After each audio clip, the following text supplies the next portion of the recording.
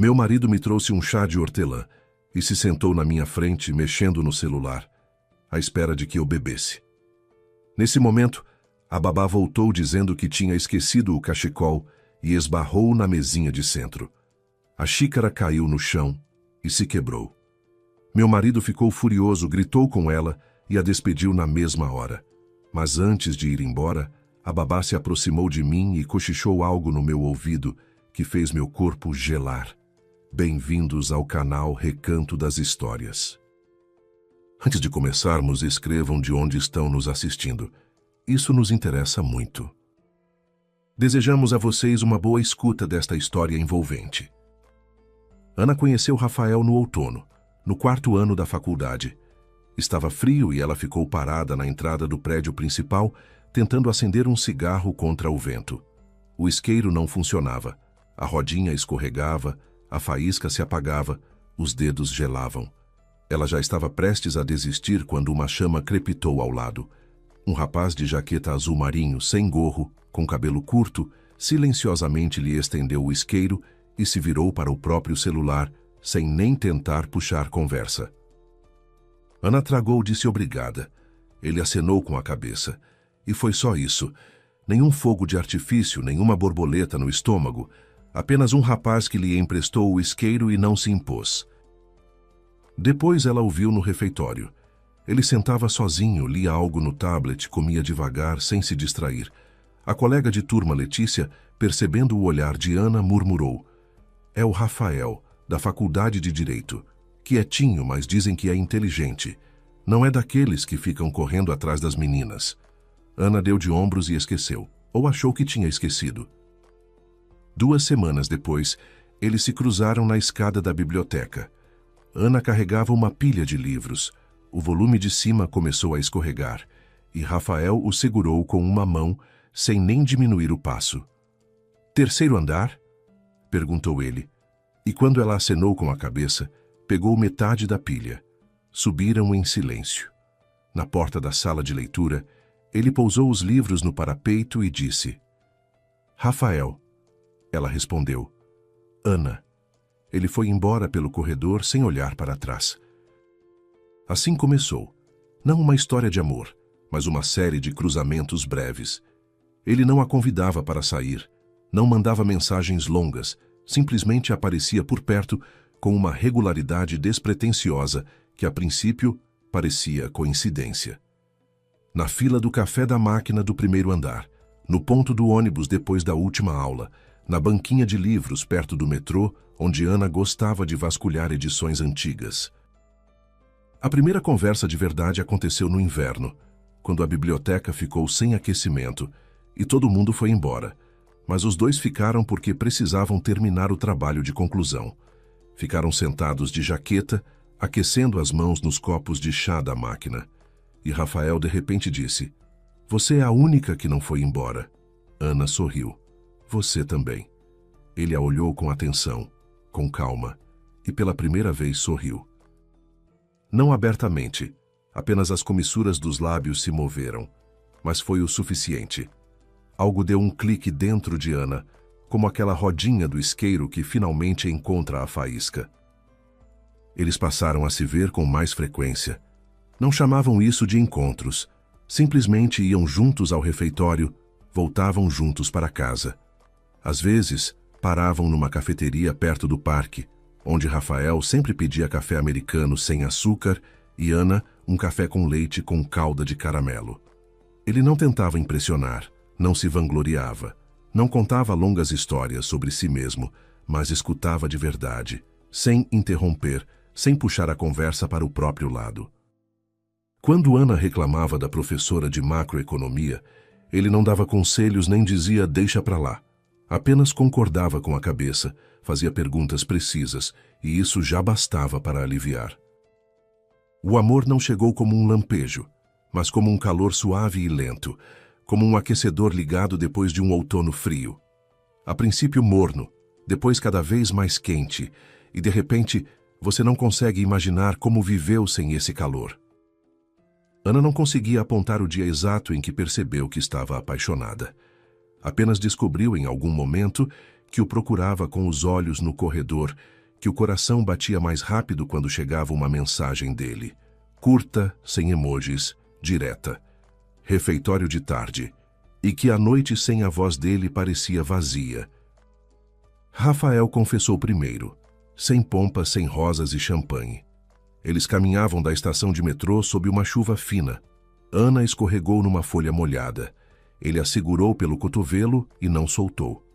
Andaram assim meio quarteirão, de mãos dadas, e na porta do prédio ele disse: "Acho que já não consigo sem você, tudo bem?"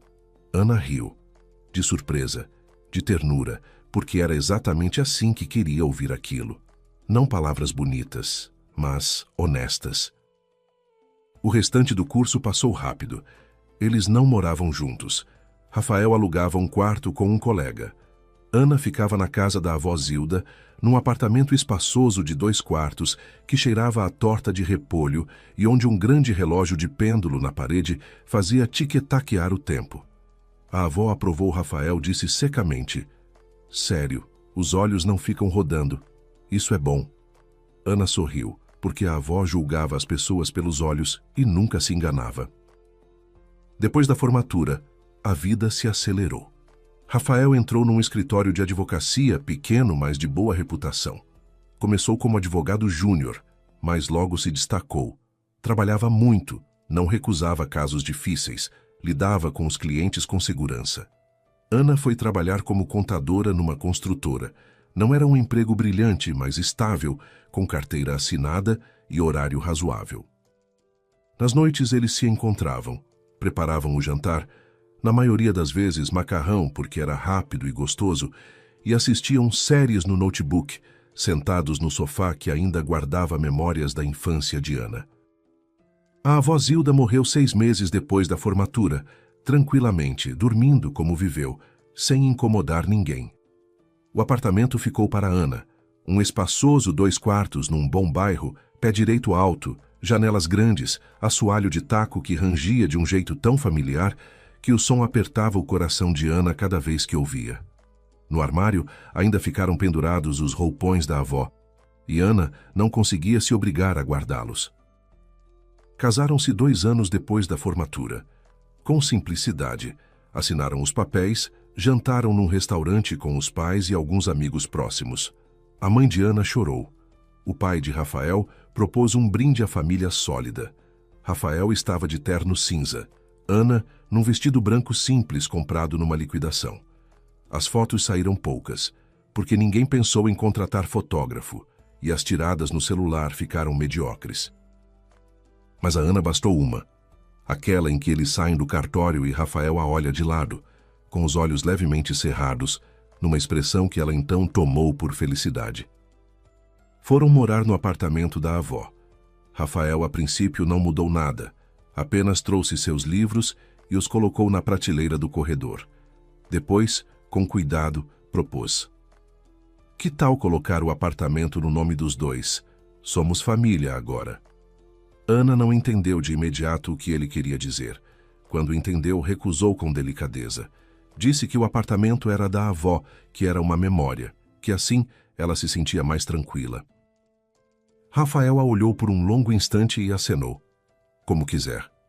E não voltou ao assunto. Ana ficou aliviada na época. Que homem compreensivo, pensou.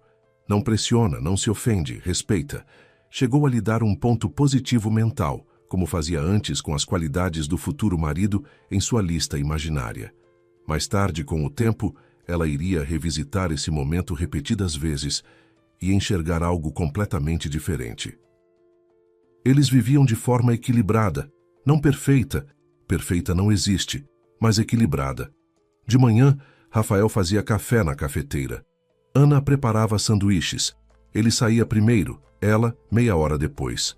À noite, se encontravam na cozinha, contavam como tinha sido o dia. Rafael passou a ganhar mais.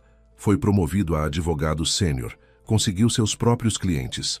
Ana também cresceu, tornando-se contadora-chefe, com um pequeno aumento e uma grande dose de responsabilidade. Aos sábados iam juntos ao supermercado, enchiam o carrinho com compras para a semana. Rafael sempre organizava as sacolas no porta-malas de um jeito específico, pesado embaixo, frágil em cima, e isso enternecia Ana. Aos domingos, ela fazia feijoada seguindo a receita da avó, e Rafael lavava a louça ouvindo um podcast de história. A vizinha Dona Valquíria do terceiro andar dizia à mãe pelo telefone: "O marido da Ana é um ouro, quietinho, trabalhador, não bebe, a menina teve sorte." Quando Ana viu os 2 risquinhos no teste, ficou sentada por alguns minutos na beira da banheira, imóvel. Depois foi à cozinha, onde Rafael terminava o ovo mexido da manhã, pousou o teste na mesa ao lado do prato dele e disse: "Pronto." Ele olhou para os risquinhos, depois para Ana, depois de novo para o teste. "Bom", disse ele. Levantou, a abraçou brevemente, beijou o topo da cabeça. "A gente dá conta." Ana esperava algo maior. Talvez um grito de alegria, talvez lágrimas, talvez uma ligação para os pais ali mesmo da cozinha. Mas Rafael simplesmente terminou o café e foi trabalhar. Ela se convenceu de que era normal. Os homens vivem esses momentos de outro jeito. Ele precisa de tempo para assimilar, não é nada grave. A gravidez foi pesada. No primeiro trimestre, um enjoo constante. O cheiro de carne frita a reviravam. Ela só conseguia comer biscoitos de água e sal e beber água com limão. No segundo, ficou mais fácil, mas veio um cansaço denso, que ao fim do dia mal a deixava chegar à cama. Teve que parar de trabalhar antes da licença. O médico insistiu. Ana ficava em casa, navegava em fóruns de gestantes, tricotava meizinhas tortas, mas com empenho, e esperava Rafael voltar do trabalho. E ele passou a voltar cada vez mais tarde. Primeiro às 8, depois às 9, depois perto das 10. As explicações eram sempre as mesmas. "No escritório está havendo uma fusão grande. Estou em evidência, não posso relaxar agora." Ou, "Os sócios estão me observando, podem me oferecer uma participação. É a nossa chance." Ana acenava com a cabeça. Ela acreditava nele, porque não acreditar era assustador. Porque ficar sozinha num apartamento vazio no 8º mês de gravidez e pensar que o marido mentia era um caminho pelo qual ela não queria seguir. O parto começou à noite, na 37ª semana. A bolsa rompeu de repente. Ana acordou na cama molhada e por alguns segundos não conseguiu entender o que estava acontecendo. Rafael não estava ao lado. Ele tinha saído na véspera para uma reunião urgente com um cliente. Ana chamou a ambulância sozinha, digitando o número com os dedos trêmulos e tentando não entrar em pânico. Na triagem do hospital, descobriu-se que o bebê estava em posição errada. Cesariana de emergência. Anestesia. A luz das lâmpadas no teto da sala de cirurgia. Mãos de alguém. A voz do anestesista. Conte de 10. Ela chegou ao 7. Pedro nasceu saudável. Um choro alto. Ana só ouviu algumas horas depois, quando saiu da anestesia. Pequeno, vermelho, com uma penugem escura na cabeça e um rostinho enrugado. Ela o apertou contra si e chorou. De alívio, de cansaço, de uma ternura que jorrou numa onda tão forte que por um momento ficou difícil respirar. Rafael chegou na hora do almoço do dia seguinte, trouxe flores, crisântemos brancos que Ana não gostava, mas nunca havia lhe dito, e uma caixa de bombons para as enfermeiras. Olhou para o filho e disse: "Parece comigo." Ficou meia hora e foi embora. Trabalho. Da maternidade, Ana voltou no 5º dia, debilitada, com a cicatriz que puxava a cada movimento. O apartamento a recebeu com silêncio e cheiro de poeira. Rafael, ao que parecia, não tinha aberto as janelas durante todo esse tempo. Na pia havia louça suja. Na mesa, uma caixa vazia de pizza. Ana colocou Pedro no berço que tinham comprado ainda no outono e sentou no sofá. As pernas latejavam, a cicatriz doía, e da salinha já veio um choro fino e exigente. Ela se levantou e foi amamentar. As primeiras 2 semanas se fundiram numa sucessão interminável de mamadas, fraldas, lavagens e cochilos de 40 minutos. Rafael ajudava pouco. Saía de manhã, voltava à noite, às vezes pegava Pedro no colo por uns 10 minutos, depois devolvia com um: "Ele está chorando, deve querer mamar." À noite, quando o bebê acordava a cada 2 horas, Rafael puxava o cobertor sobre a cabeça ou ia dormir no outro quarto. Eu acordo cedo, você entende? Dizia ele. E Ana entendia, ou achava que entendia. 2 semanas depois, ela se olhou no espelho do banheiro e se assustou. Rosto cinzento, olheiras fundas, cabelo emaranhado que ela não lavava há 3 dias. Nos olhos, o vazio de um animal acuado. Ficou assim por 1 minuto, segurando a borda da pia, enquanto do quarto chegava de novo o choro de Pedro. E foi então que ela pensou pela primeira vez: sozinha eu não aguento, preciso de ajuda. À noite, enquanto Rafael jantava pastéis requentados, Ana disse: quero contratar uma babá, pelo menos no período diurno, para eu poder descansar e me recuperar. Rafael levantou os olhos do prato. Para quê? Você está em casa. De que descanso você precisa? Ana sentiu algo se contrair por dentro, mas respondeu com calma. Me fizeram uma cirurgia abdominal há 3 semanas. Não estou dormindo. Preciso de ajuda. Ele deu de ombros. Tudo bem, só que seja alguém decente, sem frescura. E espetou o garfo no pastel. Na manhã seguinte, Ana ligou para Letícia, aquela mesma colega de turma que um dia lhe havia falado de Rafael no refeitório. Letícia tinha dado à luz gêmeos 2 anos antes e usava babás constantemente. Tenho uma mulher, disse Letícia. Dona Glória. Me foi indicada por uma colega do trabalho. Ex-técnica de enfermagem de clínica pediátrica. Trabalhou 20 anos, depois foi demitida num corte. Agora faz babá. Referências nota 10. Mãos de ouro. Os 2 meus dormiam com ela em 3 minutos. Não estou exagerando. Ana anotou o número e ligou naquele mesmo dia. A voz do outro lado era calma, grave, sem pressa. Dona Glória ouviu, fez algumas perguntas objetivas. Idade do bebê, tipo de alimentação, se havia alergia, qual andar. O elevador funcionava. Combinaram para o dia seguinte de manhã. Ana desligou e pela primeira vez em 3 semanas, sentiu algo parecido com alívio. Dona Glória chegou exatamente na hora marcada. Ana ouviu uma campanhada curta, abriu a porta e viu uma mulher baixa com uma jaqueta bege limpa, cabelo castanho claro cuidadosamente preso num coque, já com uma teia de prata bem visível. Rosto calmo, sem sorriso, mas também sem frieza. Um rosto que não tenta agradar. Simplesmente existe. Nas mãos, uma bolsa de tecido da qual aparecia a borda de um sapato de troca. Dona Glória, disse ela, estendendo a mão. O aperto foi breve, firme e profissional. Ana pode entrar. Dona Glória tirou a jaqueta, pendurou no gancho, trocou de sapato pelos chinelos macios que trouxe consigo e andou pelo apartamento, olhando brevemente ao redor. Não como visita, como especialista.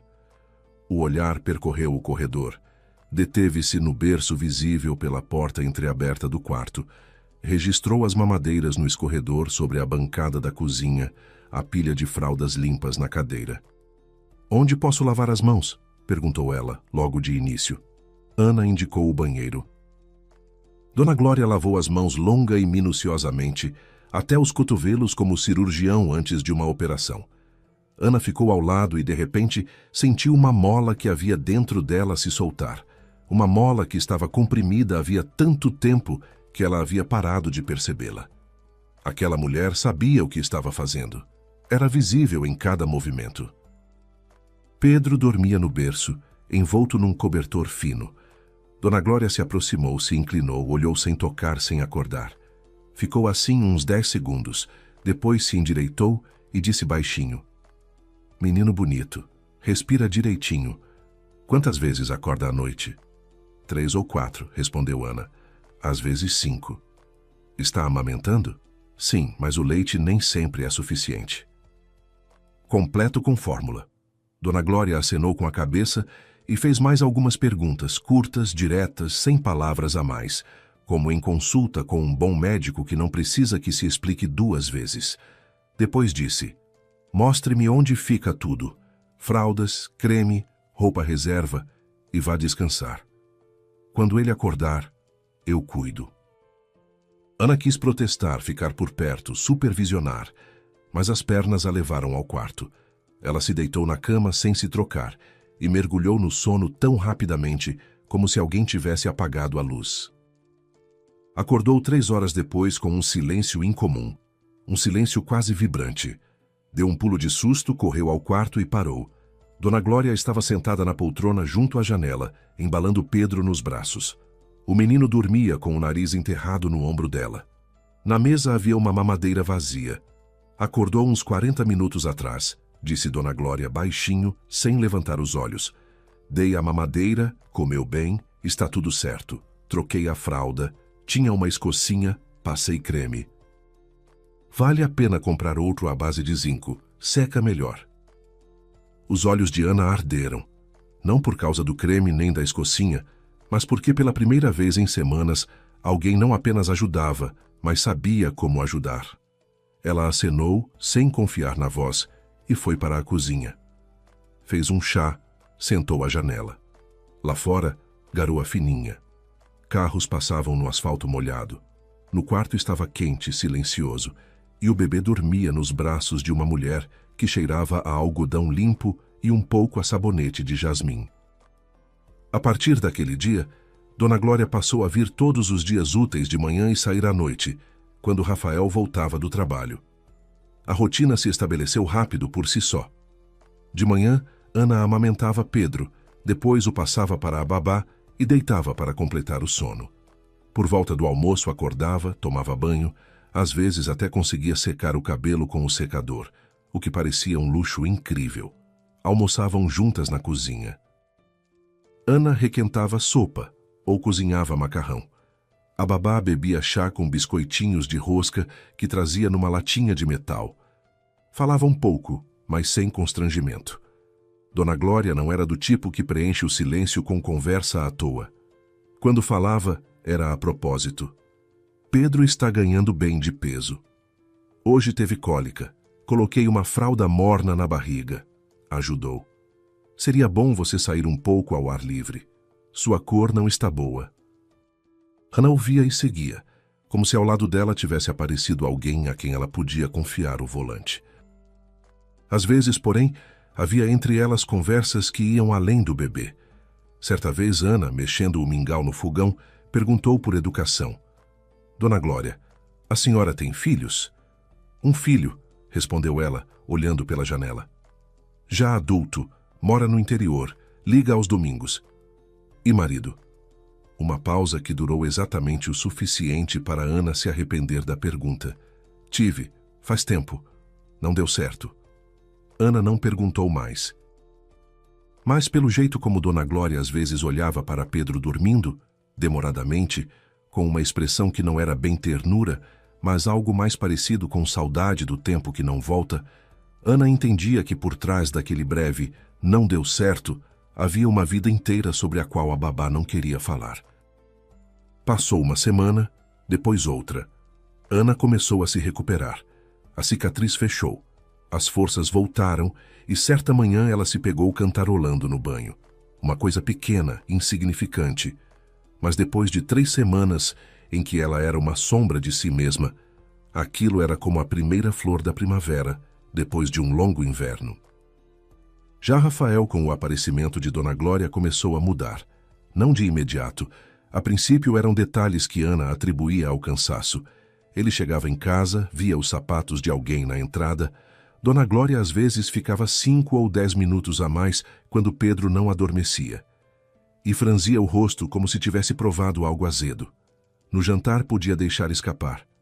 De novo essa babá ficou até tarde. Ou, o que é isso? A gente não consegue criar um filho sem estranhos em casa. Ana respondia com paciência. Explicava que depois da cesariana a recuperação era longa, que o médico tinha dito no mínimo 2 meses, que ela precisava de ajuda. Rafael ouvia, mas nos olhos havia algo duro, teimoso, como se o problema não fosse a babá, mas outra coisa. O fato de que no apartamento havia aparecido alguém que podia ver, ouvir, perceber, que podia se tornar testemunha. Certa noite, quando Dona Glória já havia saído, Rafael estava de pé à janela da sala olhando para ela sair do prédio. Ana entrou com Pedro no colo e viu as costas dele, o pescoço tenso, os punhos cerrados ao longo do corpo. "O que foi?" ela perguntou. "Nada", respondeu ele sem se virar. "Só fico pensando por que um estranho sabe onde ficam nossos documentos, onde ficam os remédios, onde estão as chaves do apartamento." "Ela não sabe onde ficam os documentos. Ela sabe onde ficam as fraldas." "São coisas diferentes, Rafael." Ele se virou. O rosto estava calmo, mas as pupilas estavam contraídas, e Ana por um segundo sentiu um desconforto, aquele que se sente quando se está à beira de algo e ainda não se percebe o que há abaixo. "Só estou cuidando da nossa família", disse ele e sorriu. O sorriso estava certo, adequado, condizente com a situação e completamente vazio. A conversa sobre a procuração aconteceu alguns dias depois. Era noite. Pedro adormecia no berço. Lá fora o crepúsculo se adensava. Rafael estava sentado na cozinha com o notebook, e quando Ana entrou para pegar água, ele fechou a tampa num gesto rápido e habitual e falou: "Olha, estava pensando, para você é difícil andar por aí. Banco, Receita Federal, conta de luz. Que tal eu fazer uma procuração, assim cuido de tudo eu mesmo? Um problema a menos para você." Ele falava com suavidade, com carinho, com um leve sorriso, como alguém que propõe algo evidentemente sensato. "Que procuração?" perguntou Ana. "Geral, para que eu possa resolver todas as questões financeiras em seu nome. Bem, as contas, os pagamentos, se precisar assinar alguma coisa, para você não ter que atravessar a cidade inteira com o bebê." Ana pousou o copo na mesa. Algo dentro dela se inclinou. Não ainda angústia, mas seu pressentimento. Uma sombra de angústia. "Vou pensar", disse ela. "Pensa", acenou Rafael e abriu o notebook de volta. Ela passou uma semana girando as palavras dele na cabeça, buscando a armadilha e não a encontrando porque, na superfície, tudo parecia lógico. Jovem mãe depois de cirurgia, bebê de colo, assuntos que alguém precisa resolver. Razoável, prático. Mas mesmo assim algo a impedia. Talvez aquela conversa sobre o apartamento 3 anos atrás.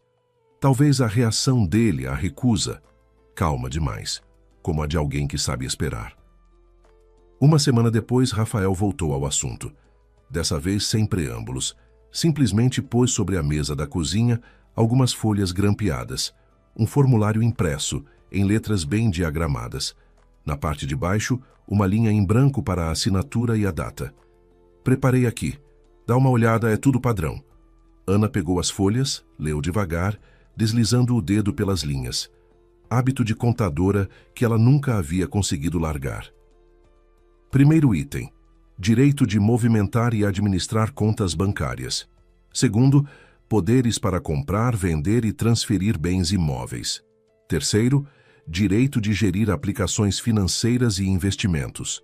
Quarto, poderes para representá-la perante qualquer órgão público ou privado. Não era conta de luz e pagamentos. Era tudo. Toda a sua vida no papel. O apartamento, as contas, as economias, entregue com uma única assinatura.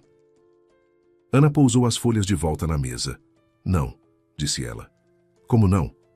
Não vou assinar isso." Rafael ficou alguns segundos olhando para ela em silêncio. Depois disse, e a voz ficou diferente, baixa e plana, como uma corda esticada. "Você não confia em mim?" "Confio em você, mas não preciso de uma procuração geral. Se for pagar conta de luz, faço pelo celular." "Ana, sou advogado. Sei o que estou fazendo." "Sou contadora. Eu também sei o que está nesse documento." Houve um silêncio. Rafael se levantou, cuidadosamente recolheu as folhas. Dobrou-as em 4 e as guardou no bolso interno do paletó. Virou-se e saiu para o outro quarto. A porta não bateu. Fechou com um clique suave, e aquele silêncio deixou Ana mais fria do que qualquer grito. Depois daquela conversa, algo invisível se interpôs entre eles como uma parede de vidro. Externamente nada mudou. Rafael continuava indo ao trabalho, voltando, jantando, mas desapareceu uma certa leveza que ainda restava. Ele parou de perguntar como tinha sido o dia. Parou de se oferecer para ajudar com o bebê. Fechava a porta do escritório, falava ao telefone tão baixinho que Ana não conseguia distinguir uma palavra sequer. E quando ela entrava, ficava quieto no meio da frase. Dona Glória não perguntava nada. Ela simplesmente não se metia em vida alheia. Era uma de suas principais qualidades. Chegava, trabalhava, saía. Mas Ana percebia que algo no comportamento da babá havia mudado. Ela passou a se mover pelo apartamento com mais cautela, mais silenciosamente, a olhar para os lados com mais frequência.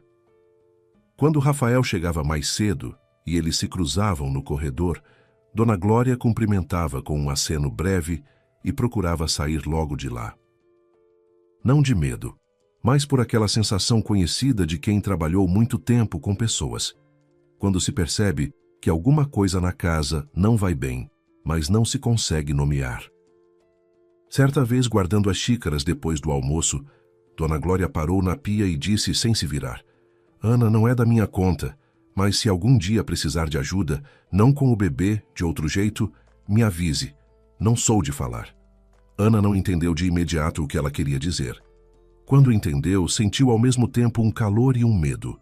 Calor, porque havia alguém por perto que enxergava.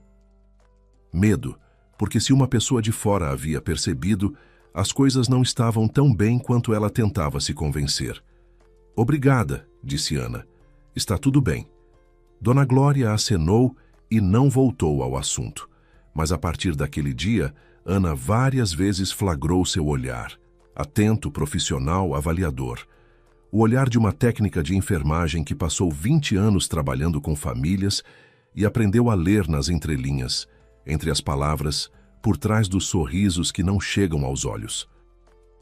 Os dias passavam. Pedro completou 1 mês, depois 5 semanas, depois 6. Ele crescia, ganhava peso, começava a reconhecer rostos, virava a cabeça para a voz de Ana. Nos braços de Dona Glória se acalmava imediatamente. Para Rafael, olhava com seriedade e desconfiança. Como se mesmo com 1 mês e meio sentisse o que os adultos escondiam por trás das palavras e dos hábitos. Rafael o pegava raramente e segurava com insegurança, os braços meio esticados como quem segura algo frágil que tem medo de quebrar, ou que talvez não queira segurar.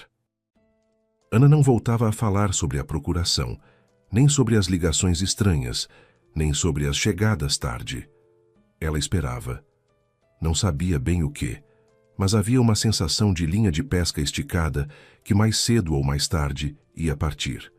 E toda noite, enquanto colocava Pedro para dormir e deitava na cama ao lado do Rafael em silêncio, olhava para o teto escuro e pensava: algo vai acontecer, alguma coisa certamente vai acontecer. Não pode não acontecer, porque do jeito que está agora, não se pode viver. Mesmo que por fora tudo pareça normal, mesmo que a vizinha Dona Valquíria ainda diga: a menina teve sorte. Aquela noite começou como qualquer outra, e foi exatamente por isso que Ana a guardaria na memória com cada detalhe, cada som, cada cheiro. Porque coisas terríveis não chegam com trovões e raios, chegam quietas, de chinelo, com uma xícara de chá na mão. Pedro estava com 6 semanas exatas. Dona Glória chegou como sempre, de manhã. Passou o dia inteiro com o menino, saiu para passear de carrinho no pátio, alimentou-o, deu banho. À noite o colocou no berço, arrumou o cobertor, ficou ao lado até a respiração ficar regular e saiu para o corredor. Ana estava sentada na sala no sofá, navegando no celular, com um ouvido atento ao quarto, hábito do qual não conseguia se livrar, mesmo quando Pedro dormia profundamente. No apartamento estava quente. Lá fora o inverno escurecia cedo. Na cozinha o refrigerador zumbia baixinho. Do quarto vinha o ruído branco do aplicativo que Dona Glória havia recomendado deixar ligado durante o sono. Cheirava a creme infantil, um pouco a batata cozida que Ana havia preparado no almoço, e mais levemente aquele sabonete de jasmim que a babá sempre trazia consigo. "Vou indo", disse Dona Glória aparecendo na porta da sala. "Dormiu bem. Acho que 2 ou 3 horas ele não acorda. A mamadeira está pronta na geladeira. É só esquentar." Obrigada, Dona Glória. A babá acenou e foi ao corredor. Ana ouvia os sons habituais. O clique do fecho da bolsa, o farfalhar da jaqueta, o toque suave das sapatilhas que eram colocadas no canto. E nesse momento, a porta de entrada se abriu. Rafael. Ana olhou para o relógio. Cedo. Normalmente ele aparecia depois das 9 e na última semana mais perto das 10. Ela ouviu ele cumprimentar Dona Glória com um aceno seco e passar para dentro. Ele estava diferente do de sempre. Não cansado, mas tenso de um jeito específico, contido, com um brilho nos olhos que aparece nas pessoas antes de um momento importante. Pendurou o casaco com cuidado, colocou as botas de modo alinhado. Um detalhe, mas Ana reparou, porque normalmente ele as jogava de qualquer jeito. Tudo nele estava correto demais para uma noite comum. Oi, disse ele entrando na sala. Pedro está dormindo, acabamos de colocar. Ótimo, fique aí, descanse, vou fazer chá. Ana ficou surpresa. Em todas as semanas depois do parto, Rafael nunca havia lhe oferecido chá, nunca havia dito, fique aí, descanse. Mas a surpresa foi passageira, como uma leve corrente de ar, e logo passou. Talvez tenha sido um bom dia no trabalho, talvez a consciência tenha acordado. Ela se recostou na almofada do sofá e fechou os olhos. No corredor, Dona Glória não tinha pressa. Dobrou com cuidado os chinelos de troca, colocou numa sacola, guardou na bolsa, fechou o zíper, vestiu a jaqueta, enrolou o cachecol, tirou as luvas do bolso, deixou cair uma, apanhou, ajeitou, depois sentou no banco e começou a calçar as botas. Amarrou os cadarços com vagar, como era seu hábito, com firmeza, 2 nós, para não desatar no caminho. Na cozinha, a chaleira começou a fazer barulho. Dona Glória ouvia Rafael abrir o armário, o tinir da colher. Sons comuns de cozinha, nada de especial. Ela amarrou uma bota, alcançou a outra e nesse momento levantou a cabeça. Do corredor, pela porta da sala aberta em ângulo, dava para ver um pedaço da cozinha, a borda da bancada, a chaleira, parte da janela. Rafael estava de costas para o corredor. A chaleira já havia clicado. Sobre a bancada havia uma xícara com chá. Rafael olhou rapidamente por cima do ombro, brevemente, bruscamente, verificando se alguém estava olhando. Depois, enfiou a mão direita no bolso da calça e tirou algo pequeno, branco, parecido com um sachê de farmácia. Rasgou com uma mão, despejou o conteúdo na xícara e imediatamente mexeu com a colher. O pacotinho desapareceu de volta no bolso. 3 voltas rápidas da colher e pronto. 5 segundos, não mais. Dona Glória ficou imóvel com a bota na mão. 20 anos numa clínica pediátrica. Ela havia visto de tudo. Mães assustadas, hematomas debaixo de mangas compridas, crianças que se sobressaltavam com vozes altas. Aprendeu a notar o que os outros não notam e a calar sobre o que é perigoso falar. Mas uma coisa é calar quando a situação não está clara. E outra é quando se vê com os próprios olhos alguém colocar algo na bebida da esposa. A esposa que está amamentando ao lado de quem dorme um bebê de 6 semanas. Rafael, nesse momento, pegou a xícara e levou para a sala. Dona Glória ouviu sua voz, suave, atenciosa, falsa. Aqui com hortelã como você gosta. Descanse, você merece. A decisão chegou num instante, não como pensamento, mas como reflexo. Dona Glória se endireitou, pousou a bota no chão e voltou para a sala. Rosto calmo de sempre, sem sombra de pânico. Ah, desculpe, disse ela. Acho que esqueci o cachecol. Estava na cadeira. Ela atravessou o quarto passando por Rafael na poltrona, passando por Ana no sofá, até a cadeira que ficava junto à parede. Não havia cachecol algum, mas isso era irrelevante. No caminho de volta, ela ajustou levemente a trajetória, meio passo para a esquerda, e bateu com o quadril na mesinha de centro, com suavidade, mas com precisão. A mesinha balançou. A xícara, que estava bem na borda, se inclinou e caiu. A xícara de argila bateu no assoalho e se partiu em 2. O chá jorrou para o tapete bege, um tapete caro, que Rafael havia escolhido pessoalmente e do qual se orgulhava. O líquido verde escuro com folhinhas de hortelã se espalhou numa grande mancha, sendo absorvida pelas fibras. Um segundo de silêncio. Um só. E então Rafael se levantou de um pulo, e Ana viu o rosto dele e não o reconheceu. Não era irritação, não era contrariedade, era fúria, escura, feroz, desproporcional, assustadora. Assim não se reage a chá derramado, assim se reage a um plano destruído. Você ficou cega, ele gritou, e a voz falhou numa rouquidão. Esse tapete custou uma fortuna. Você sabe o que fez? Dona Glória ficou de pé, imóvel, sem recuar um passo. Braços ao longo do corpo, rosto de pedra. Desculpe, disse ela com calma. Foi sem querer, pago a lavagem a seco. Que lavagem a seco? Chega, pegue suas coisas e saia, não trabalha mais aqui. Ana estava sentada no sofá e não conseguia se mexer. Tudo havia acontecido tão rápido. A xícara, o grito, o tapete, a demissão, que o cérebro não conseguia processar. Sentia vergonha diante de Dona Glória, do grito do marido, do tapete, de tudo, e ao mesmo tempo uma angústia, porque a reação de Rafael era do tipo que não deveria ser. Chá derramado é chá derramado, não o fim do mundo. Não é motivo para gritar com uma senhora como se ela tivesse ateado fogo ao apartamento. Rafael, espera, começou Ana. Foi um acidente. Eu disse que chega.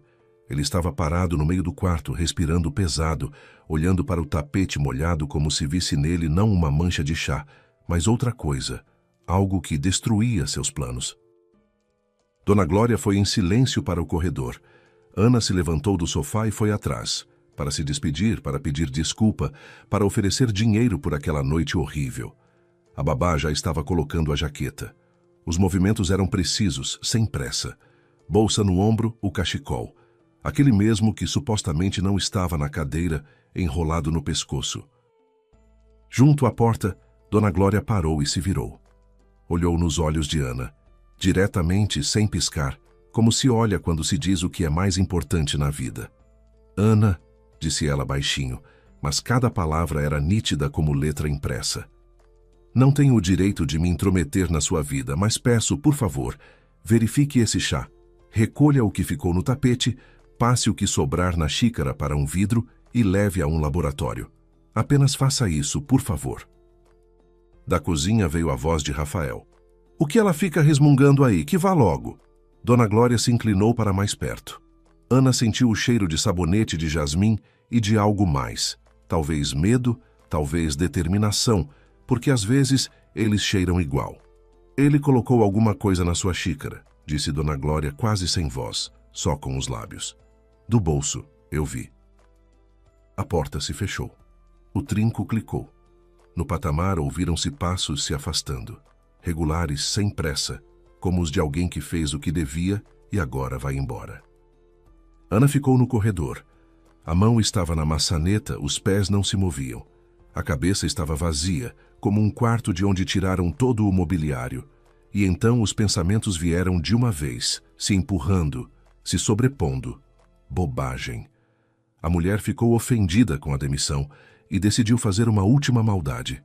Disse algo ruim para semear discórdia. Isso acontece. As pessoas se vingam pela humilhação. Mas a voz de Dona Glória não era raivosa nem magoada. Era plana, profissional. A voz com que uma enfermeira diz aos pais: precisam levar a criança a um especialista. Sem emoção, sem drama. Só o fato. Ana voltou para a sala. Rafael estava de joelhos diante do tapete, espremendo a mancha com um pano de prato, resmungando para si mesmo. É por isso que não se deixa estranho em casa. Falei que a gente dava conta. A xícara estava tombada, partida em dois. No pedaço maior, o que não havia virado, sobrava um pouco de líquido. Talvez 2 colheres de sopa, talvez 3. Uma folhinha de hortelã estava grudada na parede interna. Ana pegou a xícara. As mãos não tremiam. Ainda não tremiam. Eu limpo isso, disse ela. Vai, eu mesma cuido. Rafael a olhou de baixo para cima, acenou e se levantou, enxugou as mãos na calça e foi para o escritório, fechando a porta. Ana ouviu ele se sentar na cadeira, o notebook ser aberto. Ela ficou de pé com a xícara partida nas mãos, pensando rápido, com clareza, como contadora que encontrou um erro no balanço e agora passa os números para entender onde exatamente não fecha. Ana foi à cozinha, tirou do armário um vidrinho de papinha infantil, pequeno, com tampa laranja, com uma cenoura desenhada no rótulo. Despejou com cuidado o resto do líquido da xícara, fechou a tampa, abriu a geladeira, afastou os pacotes de leite, a caixa de ovos, colocou o vidrinho bem no fundo da prateleira de baixo, fechou a porta, lavou as mãos, enxugou no pano de prato e sentou à mesa. O relógio na parede marcava 20 para as 8. Atrás da parede, Pedro respirava tranquilo. No escritório, Rafael falava ao telefone com voz abafada. Ela não distinguia as palavras, só a entonação, objetiva e calma. À noite, Ana não pregou o olho. Amamentava Pedro na madrugada, depois às 3, depois às 5, mecanicamente no piloto automático, como fazia todo dia. Mas entre as mamadas, não dormia. Ficava de costas, olhando para o teto por onde passavam listras de luz dos faróis dos carros lá fora, e pensava, não de forma histérica, não em pânico, mas metodicamente, ponto por ponto, como estava acostumada a trabalhar com documentos. Fatos. Só fatos. Rafael tentou por 2 vezes conseguir uma procuração geral, e as 2 vezes ela recusou. Ele não fez escândalo, não insistiu, simplesmente recuou, mas não desistiu. Recuou. São coisas diferentes. Ele estava irritado com a presença da babá, não porque Dona Glória trabalhasse mal, ela era impecável, mas porque havia aparecido no apartamento uma pessoa que podia ver, ouvir, notar, que podia se tornar testemunha. Ele chegou cedo pela primeira vez em 1 mês e meio, exatamente naquela noite em que decidiu trazer o chá. Chá? Ele nunca havia lhe trazido chá antes, nenhuma vez em todos os anos de vida juntos. Não estava em seus hábitos, não estava em seu jeito de ser.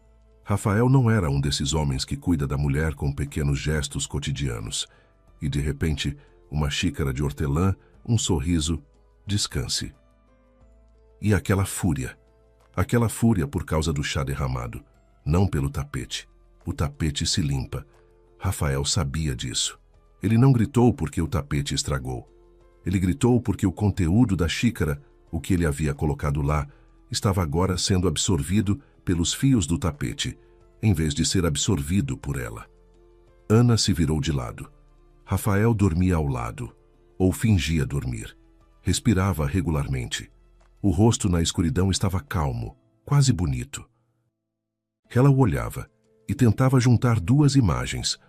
O homem que um dia lhe emprestou o isqueiro na entrada da faculdade e não se havia imposto, e o homem que havia colocado algo no chá dela, esperando que ela desse o primeiro gole. As imagens não se uniam. Entre elas havia um abismo, e no fundo desse abismo estava um vidrinho de papinha infantil com tampa laranja.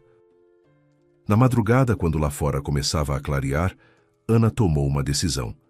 Não emocional, racional. Ela verificaria. Simplesmente verificaria.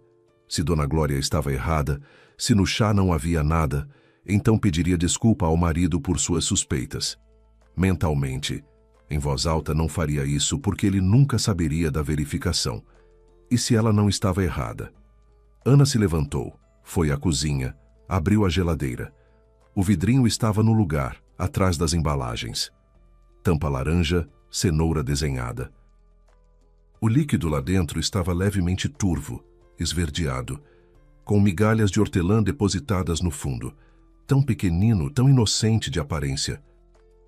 Ana fechou a geladeira e ficou encostada de costas na porta. Ficou assim 1 minuto, pressionando as palmas contra o metal frio. Depois, foi amamentar Pedro, que havia acordado. Rafael saiu às 8h30.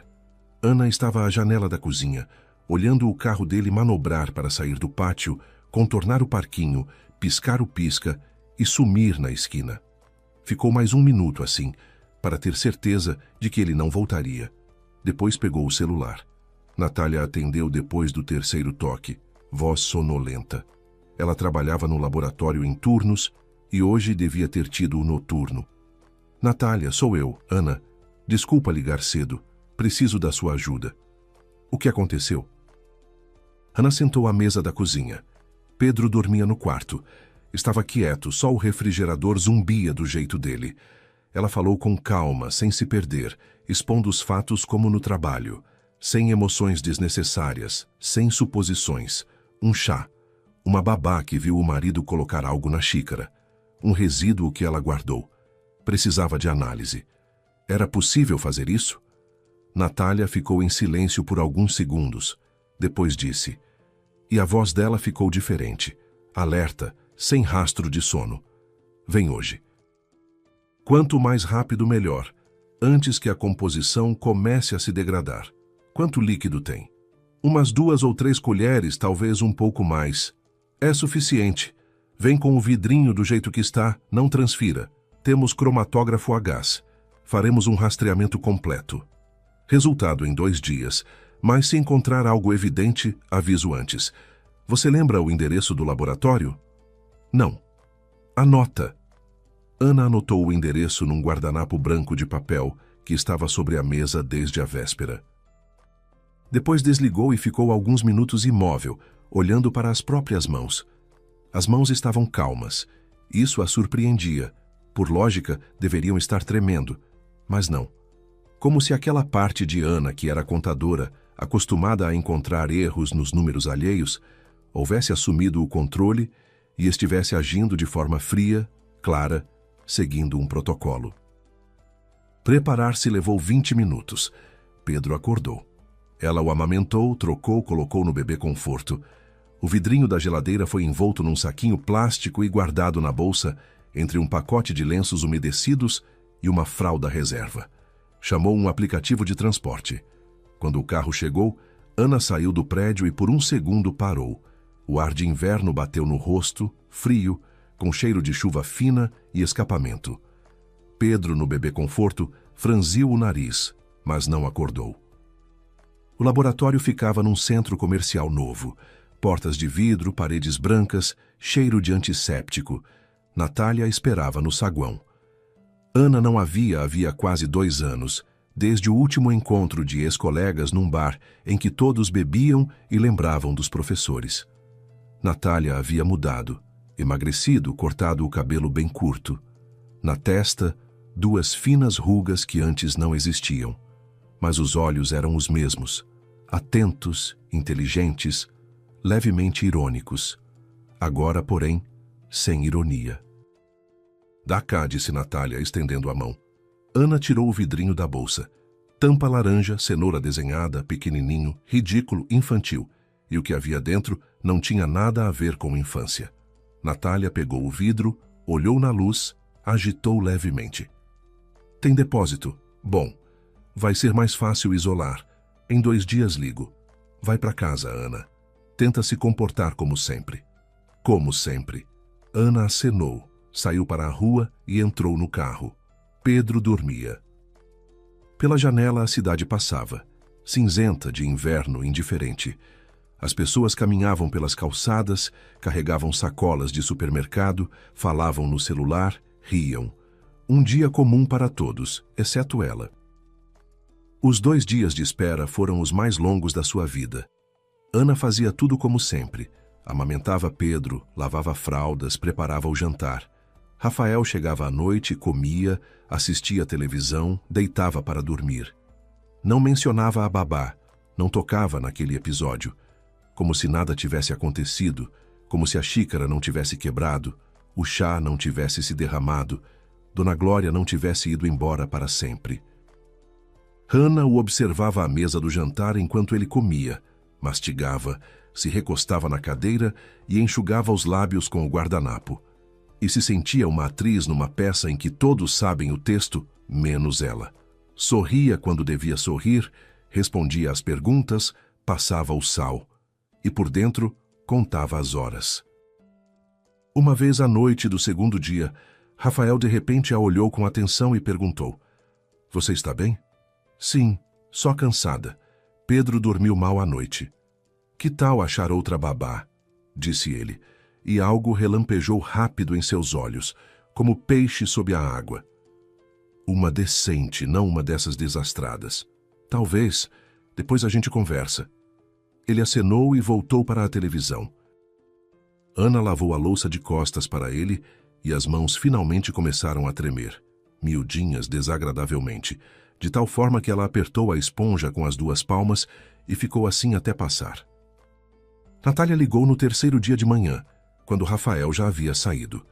Ana viu o nome dela na tela e por alguns segundos não conseguiu apertar o botão de atender. O dedo ficou suspenso sobre o círculo verde, como se daquele toque dependesse em que mundo ela iria viver daqui em diante. Ana, disse Natália. A voz estava incomumente séria sem o "Oi, tudo bem?" de sempre.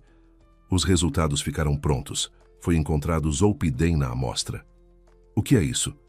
Sonífero controlado, usado em casos graves de insônia, vendido somente com receita médica. As farmácias só liberam mediante apresentação de receituário especial. Ana se sentou. Não escolheu onde. Os joelhos simplesmente dobraram e ela foi parar no banquinho à mesa da cozinha. E qual é a dose? Calculando para o volume da xícara, cerca de 40 miligramas. A dose terapêutica é 10, ou seja, uma concentração 4 vezes maior. Com essa quantidade, a pessoa perde a consciência em 15 a 20 minutos. O sono é profundo, de 10 a 14 horas. É praticamente impossível acordar a pessoa. A reação a estímulos externos é mínima.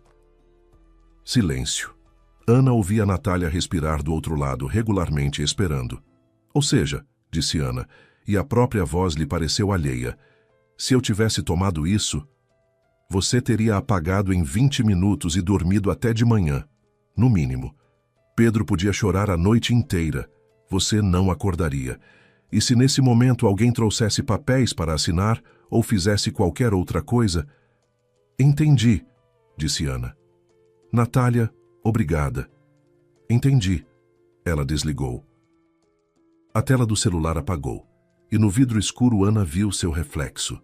Rosto cinzento, olhos escuros, lábios comprimidos. Ela se olhava sem se reconhecer. Era outra mulher, aquela que sabe a verdade. Pedro se mexeu no berço e gemeu baixinho. Ana se levantou, foi até ele, pegou-o no colo, apertou-o contra o peito, enterrou o nariz na cabeça quente, inalou o cheiro de shampoo infantil e leite. O menino se acalmou. Agarrou com os dedinhos o decote da camiseta dela. Ela ficou assim por muito tempo, sem contar os minutos. Simplesmente ficou e segurou. Depois colocou Pedro de volta, enxugou os olhos com o dorso da mão e pegou o celular. Doutora Sônia atendeu no primeiro toque. Ela sempre deixava o som ligado. Mesmo à noite, era uma dessas pessoas. Doutora Sônia, sou eu, Ana Melo. A senhora cuidou do nosso processo pelo litígio de construção 2 anos atrás. Lembro de você, Ana. O que aconteceu? Preciso de uma consulta, não de trabalho, de direito de família. É urgente. Posso ir hoje? Uma pausa. Depois, uma voz objetiva e calma. Venha às 2. Traga todos os documentos que tiver. Certidão de casamento, documentos do apartamento e, se houver resultado de algum exame, traga também. Então a espero. Para a doutora Sônia, Ana foi com Pedro no Bebê Conforto, com uma pasta de documentos na bolsa e com a impressão dos resultados da análise que Natália havia mandado por e-mail.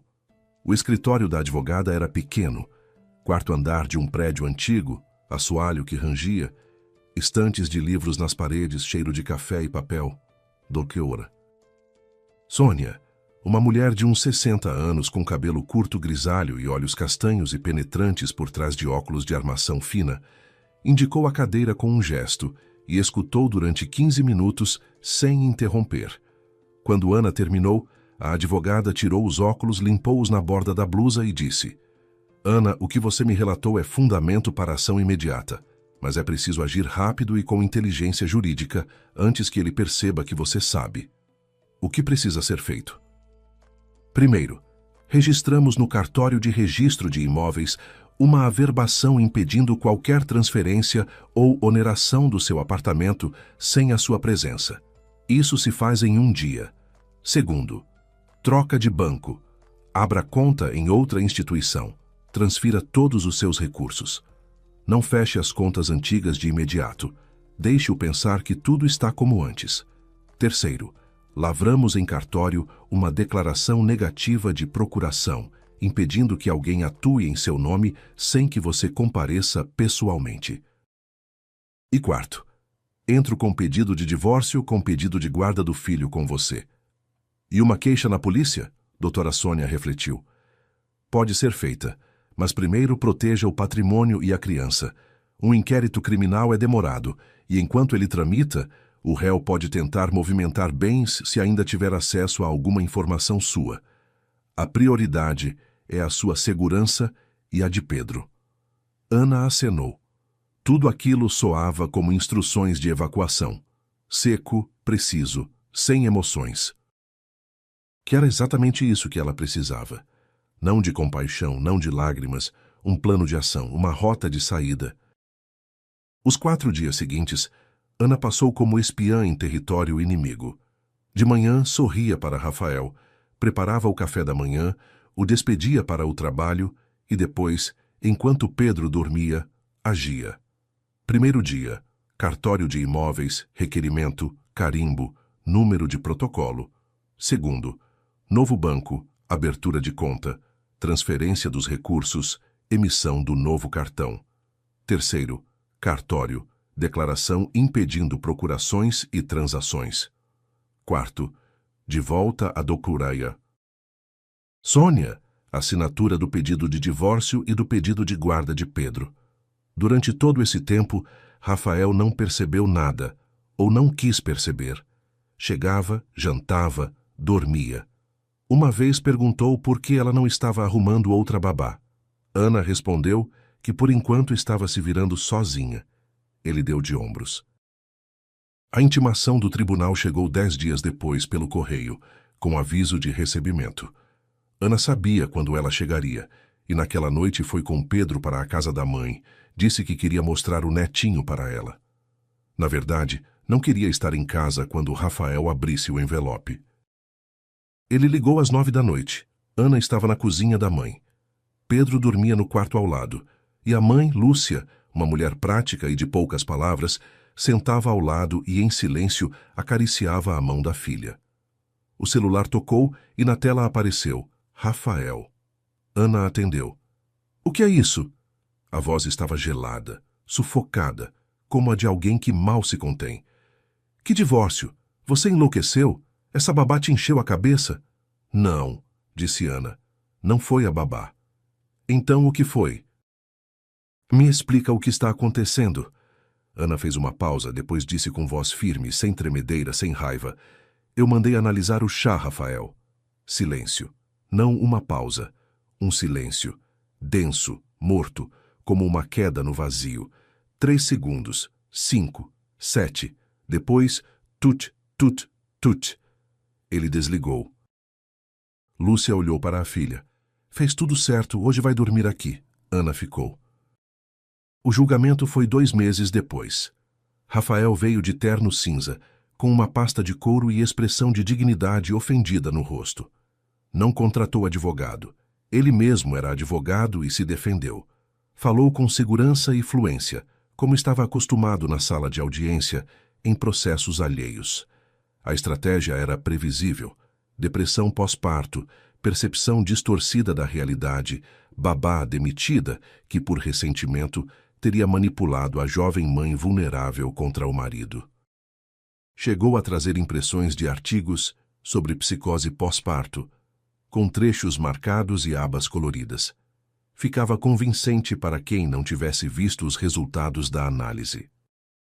Doutora Sônia apresentou à juíza o laudo do exame laboratorial, assinado pela diretora técnica do laboratório e com o número de registro e acreditação do órgão. Zolpidem, 40 mg, 4 vezes a dose terapêutica. Parecer do bioquímico responsável, detalhando os efeitos previsíveis daquela concentração no organismo. Ao lado, a doutora. Sônia juntou cópia do e-mail enviado por Rafael a uma consultoria jurídica especializada em direito notarial, uma semana antes daquela noite, pedindo orientação sobre os poderes conferidos por uma procuração geral. Correspondência, obtida legalmente durante o processo de descoberta de provas. Rafael tentou contestar os resultados. A amostra poderia ter sido adulterada. O laboratório era particular. Não havia garantia de idoneidade. Doutora Sônia apresentou com calma o certificado de acreditação do laboratório junto ao órgão competente, o protocolo de recebimento da amostra com data e horário e o registro da cadeia de custódia do material. Depois acrescentou: se a parte do réu insistir em questionar a prova técnica, estamos prontos a requerer a abertura de inquérito policial por lesão corporal dolosa. Nesse caso, uma nova perícia será ordenada, desta vez sob supervisão judicial. Rafael ficou em silêncio e olhou para a mesa. O divórcio foi homologado 3 meses depois. O apartamento ficou para Ana. Era bem particular dela, herança da avó que Ana havia gentilmente recusado registrar em nome de ambos. Aquela conversa antiga, que no momento da recusa parecia um detalhe insignificante, revelou-se a decisão que lhe salvou a moradia.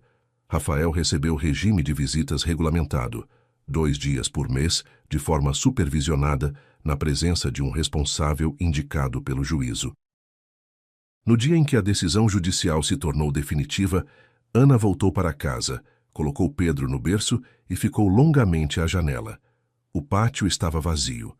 Uma noite de inverno, penumbra precoce, lampiões amarelos, o parquinho molhado, o balanço oscilando levemente com o vento. Sobre o parapeito ficava um cacto que ela havia comprado nos tempos de faculdade e que havia sobrevivido a 3 mudanças, um casamento e um divórcio. Ana tocou com o dedo num espinho, pontiagudo, pequenino, real. Depois do julgamento, ela tentou encontrar Dona Glória. Discou o número com o qual ela havia ligado. Toques longos, depois a voz mecânica. O aparelho está desligado. Escreveu para Letícia, aquela amiga que havia recomendado a babá. Letícia respondeu: ai, perdi o contato dela quando troquei de celular. Tenta pela colega. A colega também não ajudou. Acho que ela se mudou. Não tenho certeza. Ana buscou nas redes sociais. Digitava Dona Glória. Acrescentava babá. Técnica de enfermagem. Clínica pediátrica. Apareciam muitos resultados, mas nenhum rosto correspondia ao que ela se lembrava. Um rosto calmo, cabelo castanho com prata, preso em coque, mãos que lavavam até os cotovelos. Uma voz suave junto à porta. Verifique esse chá. Às vezes, ao adormecer, Ana pensava naquela noite, naquele segundo em que tudo se decidiu. Dona Glória estava no corredor, um pé calçado, o outro descalço, e via um homem colocar algo na xícara da própria esposa. Ela tinha uma escolha. Calar era mais fácil, mais seguro, não era problema dela. Falar significava perder o emprego, arranjar um inimigo, se meter em vida alheia. Ela escolheu a segunda opção. Não porque fosse heroína, porque era gente. Os meses passaram. Pedro cresceu. Aprendeu a se virar, depois a engatinhar, depois a ficar de pé segurando a borda do sofá. Ana voltou ao trabalho, primeiro em casa, depois no escritório. Encontrou uma nova babá, uma jovem chamada Camila, estudante de pedagogia alegre e responsável. A vida não ficou fácil, mas ficou real, sem a parede de vidro, sem o silêncio em que se esconde a mentira, sem o chá de hortelã de que não se acorda.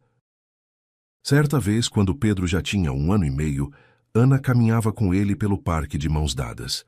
Era outono, aquele mesmo mês em que ela um dia havia ficado parada na entrada da faculdade com um isqueiro que não funcionava. As folhas farfalhavam sob os pés. Pedro se esticava para pegar uma castanha, e Ana se abaixou para ajudá-lo. Quando se endireitou, por um segundo, pareceu-lhe que no banco junto ao chafariz estava sentada uma mulher de jaqueta bege, com cabelo castanho preso em coque. O coração deu um salto. Ana apressou o passo, quase correu, mas o banco estava vazio. Talvez a mulher tivesse ido embora. Talvez não houvesse ninguém. Talvez fosse só a luz caindo pelas folhas amarelas sobre o encosto do banco. Ana parou, recuperou o fôlego. Pedro a olhava de baixo para cima segurando a castanha no punhinho. e em seus olhos escuros havia aquela expressão que os filhos pequenos têm quando não entendem por que a mãe parou no meio do caminho. Está tudo bem, meu filho, disse Ana. Vamos. Ela o pegou pela mão e foi seguindo pela alameda. Atrás as folhas farfalhavam. Na frente, o baixo sol de outono iluminava o caminho, e em algum lugar da cidade, talvez bem perto, talvez longe, vivia uma mulher que um dia voltou para um quarto em busca de um cachecol que não estava na cadeira. Ana nunca encontrou Dona Glória, mas todo ano no inverno, naquele mesmo dia, ela colocava sobre a mesinha de centro uma xícara nova de chá de hortelã. Não para tomar, apenas colocava, ficava ao lado 1 minuto, lembrava, depois despejava o chá na pia, lavava a xícara e ia ler um conto para Pedro antes de dormir. Era o seu pequeno ritual, a sua forma de dizer obrigada a uma mulher que não queria ser encontrada, mas que merecia ser encontrada mais do que ninguém.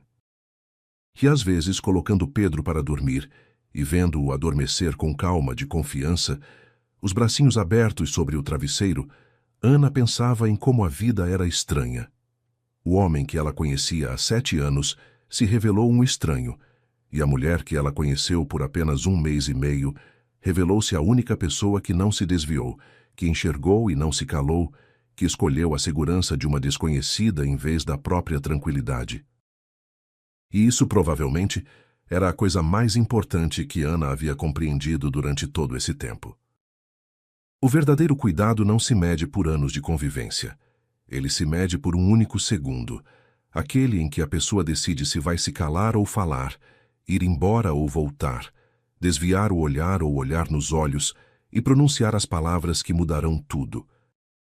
Dona Glória escolheu voltar, e isso pesou mais do que tudo o mais. Obrigado por ouvir esta história. Estivemos com vocês no canal Recanto das Histórias. Desculpem por eventuais erros. Escrevam nos comentários o que vocês acharam. Se gostaram, assinem o canal.